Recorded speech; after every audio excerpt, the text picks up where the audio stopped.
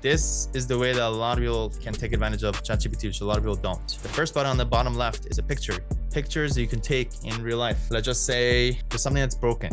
You could take a picture of something that's broken and you'd be like, how do I fix this? And AI is able to analyze what this image is and is able to help you fix it. It's called the multimodal feature of AI, is this using images and audio and these other formats of information to use with AI. Another way that I use it is even if you have like a document that's in front of you and you're looking to summarize this document, you're able to take a picture of that document and say, summarize the key points. A lot of people don't do that. Why do you have to read the whole thing? Just take a picture of it and say, give me the top 3 takeaways. Potentially, let's just say I have this PDF. What's the top 5 takeaways? And this 30-40 page document, within 30 seconds, I'm able to basically analyze documents on the go on your phone. Somebody sends you something, drop it into your iCloud and be able to quickly analyze it from your phone. That really is really powerful.